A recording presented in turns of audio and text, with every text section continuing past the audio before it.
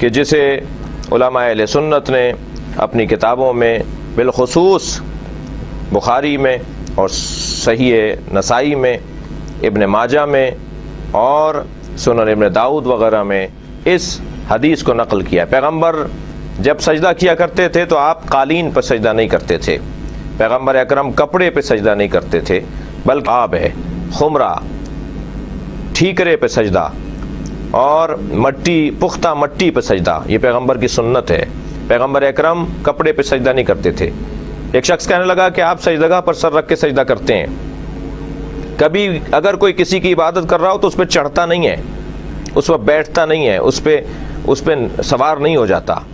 ہم خانہ کعبہ کی عبادت نہیں کرتے، خانہ کعبہ کی طرف رخ کر کے اللہ کی عبادت کرتے ہیں، لہٰذا خانہ کعبہ کی چھت پر کھڑے ہو کر بھی اذان کہی جاتی رہی ہے، نبی کے زمانے میں بھی اور بعد از پیغمبر بھی۔ اسی طرح اگر سجدگاہ جو خاک جس پر ہم سر رکھ کر سجدہ کر رہے ہیں، اگر ہم اس کو سجدہ کر رہے ہیں تو کبھی بھی اس پہ سر نہیں رکھیں گے، بلکہ اسے اپنے سر سے آگے رکھیں گے، تب جا کر اس خاک کا سجدہ شمار ہوگا۔ کربلا سے پہلے مطلقاً خاک پر سجدہ ہوتا ہے، لیکن کیونکہ وَطَابَتُ الْأَرْضُ الَّتِي فِيهَا دُفِنْتُمْ، معصوم فرما رہے ہیں کہ وہ خاک جس میں آپ حسین دفن ہو گئے، اے اصحاب پیغمبر جس خاک میں آپ دفن ہو گئے، وہ خاک طیب و طاہر ہے، لہٰذا جب خاک پر سجدہ کرنا ہی ہے تو پھر وہ خاک جو طیب و طاہر زیادہ فضیلت رکھنے والی ہے، اسے اگر سجدہ کا قرار دے دیا جائے تو بالکل ٹھیک ہے۔ ایک شخص نے ہم سے کہا کہ آپ خاک پر سر رکھتے ہیں، آپ سجدگاہ پہ سر رکھ کے سجدہ کرتے ہیں، لہٰذا آپ شرک کرتے ہیں۔ میں نے ان سے پوچھا کہ آپ کہاں سر رکھتے ہیں؟ کہنے لگے ہم ہر جگہ رکھ لیتے ہیں۔ تو میں نے کہا پھر بڑا مشرک کون ہوا؟ جو ہر جگہ سر رکھ لے اس کے اوپر تو کوئی اعتراض نہیں، اور جو مخصوص جگہ پر سر رکھے اور پاک اور خاک پر سر رکھے اسے مورد الزام ٹھہرا جائے۔ کتب اہل سنت کے اندر السجود علی الخمرہ ایک پورا باب ہے سجدگاہ کے عنوان سے۔ پیغمبر نے کبھی کپڑے پہ سر نہیں رکھا، ہمیشہ پختہ مٹی پر اور ٹھیکرے پر اور خاک پر سر رکھا ہے، یہی سنت پیغمبر ہے۔ السلام علیکم یا علی مدد۔ آئیے اس ویڈیو میں دیکھتے ہیں کہ مٹی کے تکیے پہ سجدہ ہوتا ہے یا نہیں ہوتا، سٹون پہ سجدہ جائز ہوتا ہے یا قلین پہ۔ وہ سجدے میں اب پیشانی اس کے اوپر رکھتے ہیں، اس کے اوپر سجدہ کرتے ہیں۔ بڑے تعجب اور افسوس کی بات ہے کہ وہ نبی علیہ السلام کے طریقے کی مخالفت کرتے ہیں۔ نبی علیہ السلام جب سجدہ کرتے تھے تو کیا اپنے پیشانی پہ کے نیچے کچھ رکھتے تھے اس طرح کی چیز بنا کر؟ سارے کہتے ہیں مدینے کی مٹی افضل ہے، مدینے کی سرزمین پر آپ پیشانی نہیں رکھتے ہو، سجدہ نہیں کرتے ہو، اور کہیں اور کی مٹی کے بنائے ہوئی اس چیز پر سجدہ کرتے ہو، کتنے افسوس کی بات ہے۔ جب اللہ نے آپ صلی اللہ تعالیٰ علیہ وآلہ وسلم کی امت کے لیے آسانی کر دی کہ جہاں چاہے نماز پڑھیں، تو جس زمین پر چاہے نماز پڑھیں، تو یہ حضرات ٹکی پر سجدہ کیوں کرتے ہیں؟ یہ تو کسی حدیث میں بھی ثابت نہیں ہے، ان کی کتابوں میں کوئی نہیں ہے۔ اور یہاں مجھے ایک بات یاد آ گئی، مرزا جہلمی جو اس صدی کا سب سے بڑا جھوٹا مکار فراڈیا اور رافضی ہے، اس نے بھی اپنے ایک بیان میں کہا کہ جی شیعہ حضرات کے دلائل پختہ ہیں ٹکی پر نماز پڑھنے کے، تو مطلب یہ کہ ہمارے پاس دلائل نہیں آئے۔ میں آپ کو دلائل دکھاتا ہوں۔ حدیث نمبر ہے 380۔ حضرت انس بن مالک رضی اللہ تعالیٰ کہتے ہیں کہ میری دادی ملیکہ نے آپ صلی اللہ تعالیٰ علیہ وآلہ وسلم کے لیے کھانا تیار کیا۔ کھانا کھانے کے بعد آپ صلی اللہ تعالیٰ علیہ وآلہ وسلم فرمایا آؤ میں تمہیں نماز پڑھاتا ہوں۔ فرماتے ہیں کہ میں کھڑا ہوا، ایک چٹائی تھی پرانی، اس کو میں نے صاف کیا اور آپ صلی اللہ تعالیٰ علیہ وآلہ وسلم کے نیچے بچھائی، آپ نے اس پر کھڑے ہو کے نماز پڑھی۔ عبداللہ بن شداد حضرت میمونہ رضی اللہ تعالیٰ سے روایت کرتے ہیں، اور حضرت میمونہ فرماتی ہیں کہ آپ صلی اللہ تعالیٰ علیہ وآلہ وسلم خمرہ کھجور کے تنوں سے چھوٹی سی جا نماز آپ صلی اللہ تعالیٰ علیہ وآلہ وسلم کے لیے بنائی گئی تھی، اس پر آپ کھڑے ہو کے نماز پڑھتے تھے۔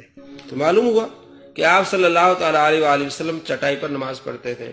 آپ کے لیے مصلی بنایا جاتا ہے جسے خمرہ کہا جاتا تھا، اس پر کھڑے ہو کے نماز پڑھتے تھے، اور ویسے زمین پر بھی آپ صلی اللہ تعالیٰ علیہ وآلہ وسلم پڑھتے تھے۔ تو ہمارا یہ موقف ہے، زمین پر آپ پڑھیں، چٹائی پر پڑھیں، آپ قالین پر پڑھیں، پڑھ سکتے ہیں، لیکن یہ دلیل اس بات کی دیں کہ یہ جو ٹکیا پر نماز پڑھتے ہیں، ٹھیکری پر نماز پڑھتے ہیں، اس بارے میں کوئی حدیث لائیں۔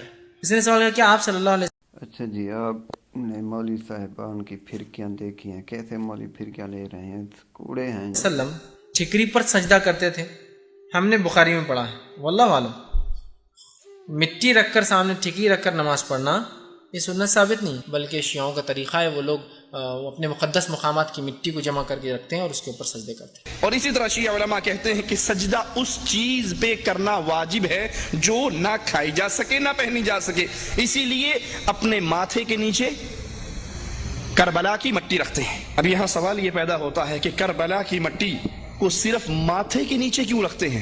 کربلا کی مٹی ماتھا، ناک، ہاتھ، گھٹنے، پاؤں، ان سب کے نیچے کیوں نہیں رکھی جاتی؟ ذرا غور کیجئے رسول اللہ صلی اللہ علیہ وسلم نے کیا کربلا کی مٹی پر سجدہ کیا جس پر شیعہ سجدہ کرتے ہیں؟ اگر شیعہ ذاکر کہیں کہ ہاں اللہ کے نبی نے کربلا کی مٹی پہ سجدہ کیا تو اللہ کی قسم یہ جھوٹ ہے۔ باقی بات یہ جو ہے نا کہ یہ جان مات کپڑوں کے بنے ہوئے، ویسے بھی امام ابن تیمیہ فرماتے ہیں یہ سجادے جو ہیں بدعت ہیں، اللہ کے رسول علیہ السلام نے ان پر نمازیں نہیں پڑھی، ہم مجبور ہیں کہ ہر جگہ بچھے ہوئے مسجدوں میں قالین بچھے، یہ کوئی طریقہ نہیں۔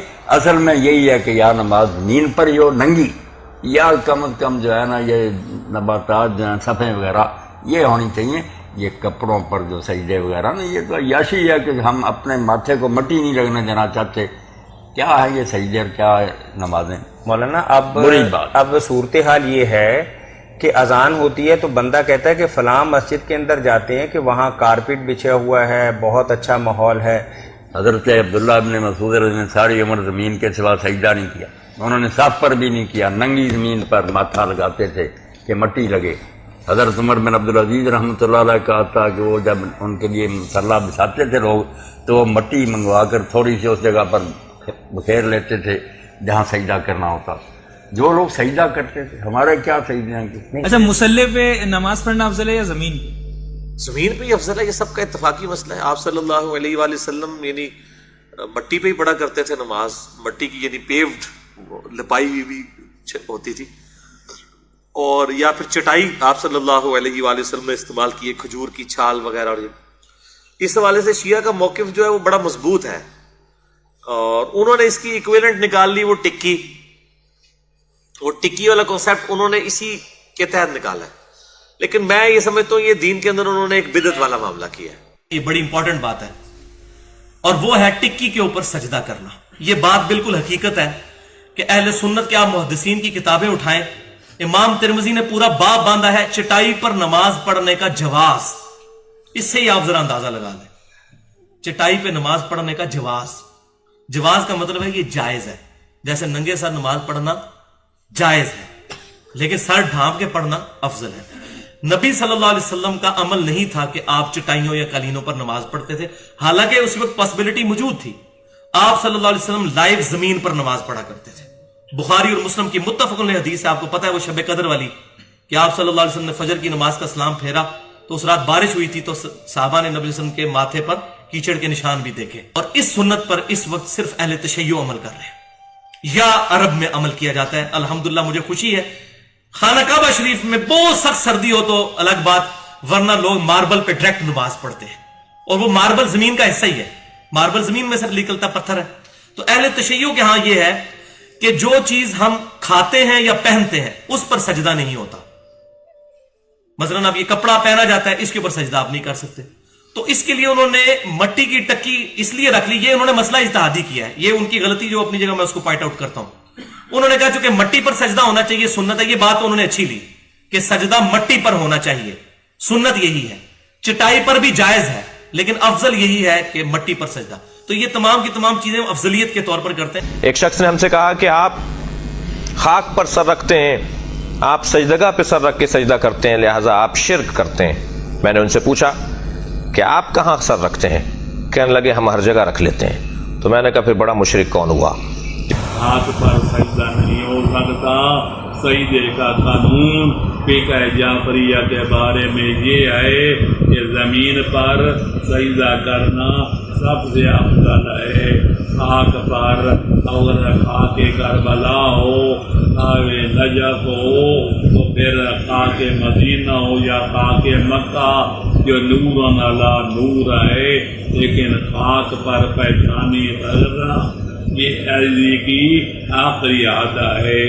اس کے بعد دوسری چیز یہ ہے جو زمین سے چیزیں ہوتی ہیں उन पर सजदा करना जायज़ है। शर्त ये है वो खाने के इस्तेमाल में न आती हों और पहनने के इस्तेमाल में भी ना आती हों। पैगंबर ने इरशाद फरमाया कि ज़मीन को मेरे लिए सजदा करने की जगह और तहारत की जगह बनाया है।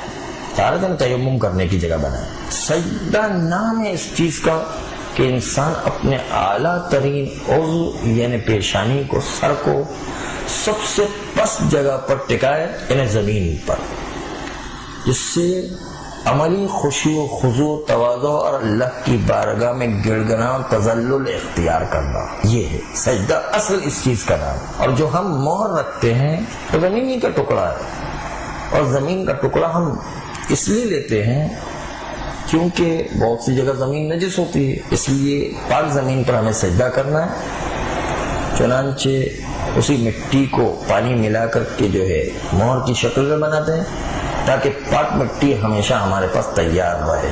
इसलिए असल में हम मोहर जमीन समझ कर जो है उस पर सजदा कर रहे हैं। मसलन सही मुस्लिम में अहले सुन्नत की दूसरी सबसे बड़ी किताब है किताब मसाजिद, बाब है, उसमें लिखा है कि असहाब ने शिकायत की, जब जोहर की नमाज रसूल खुदा पढ़ते थे तो धूप बहुत ज्यादा होती थी, जो रेती थी गर्म हो जाती थी, जमीन बड़ी गर्म हो जाती थी। कहते थे हमारे हाथ भी जलते, हमारे पेशानी भी जलती है, तो क्या हम कपड़ा रख सकते हैं, कोई और चीज रख सकते हैं? क्या रसूल खुदा ने उसकी तरफ तवज्जो न दी? अब वो रसूल जो रहमतल लिल आलमीन है, अगर जायज होता तो वो इजाजत दे देते, कोई चीज रख लो।